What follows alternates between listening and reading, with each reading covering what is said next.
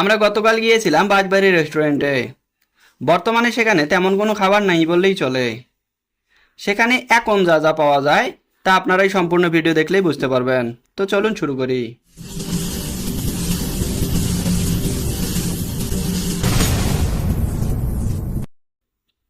আসসালামু আলাইকুম।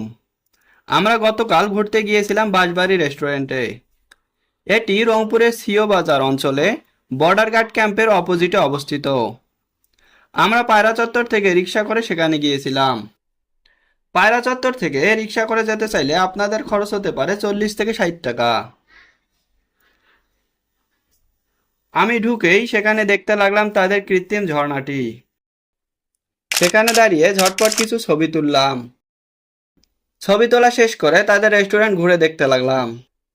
কুঁড়ে ঘরগুলো সবগুলোই বাঁশ এবং কাঠ দিয়ে তৈরি। ঘরের ভিতরে দুদিকে দুটি বেঞ্চ ও মাঝখানে একটি টেবিল সুন্দর করে সাজানো রয়েছে। সেখানে 4 থেকে 6 জন বসে আড্ডা ও খাওয়ার ব্যবস্থা রয়েছে।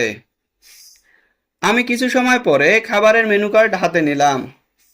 হাতে নিতেই তারা আমাদের জানালো তাদের সেই অসুস্থ থাকার কারণে বর্তমানে কোনো চাইনিজ আইটেম অ্যাভেলেবল নেই। তাই আমরা চটপটি ও লাচ্ছি অর্ডার করলাম। অর্ডার শেষে ভাবলাম বাইরেটা আরেকটু ভালো করে ঘুরে দেখি। বাইরে শেষ কর্নার গিয়ে দেখলাম রয়েছে একটি সুন্দর সেলফি জোন। আমি দাঁড়িয়ে সেখানেও কিছু ছবি তুললাম। একটু পরে আমাদের চটপটি চলে আসলো। আমি হাতে নিয়ে বিসমিল্লাহ বলে খাওয়া শুরু করলাম। চটপটিতে ডিমের পরিমাণ কিছুটা বেশি মনে হচ্ছিল। আর এই এক বাটি চটপটির দাম 80 টাকা।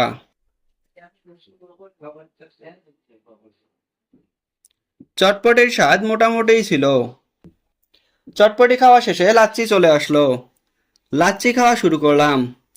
লাচ্ছিটা অনেক ভালো ছিল। এক গ্লাস লাচ্ছির মূল্য 100 টাকা। খাওয়া শেষে আমি বাইরে বেরিয়ে আসলাম। তাদের বিল পে করে দিলাম। তো আজকের মতো এ পর্যন্তই। দেখা হবে পরবর্তী ভিডিওতে ইনশাল্লাহ। আপনারা চাইলে আমাদের পেজটি ফলো, লাইক ও কমেন্ট করবেন। আর আপনারা অবশ্যই জানাবেন আমাদের ভিডিওগুলো আপনাদের কেমন লাগে। আসসালামু আলাইকুম।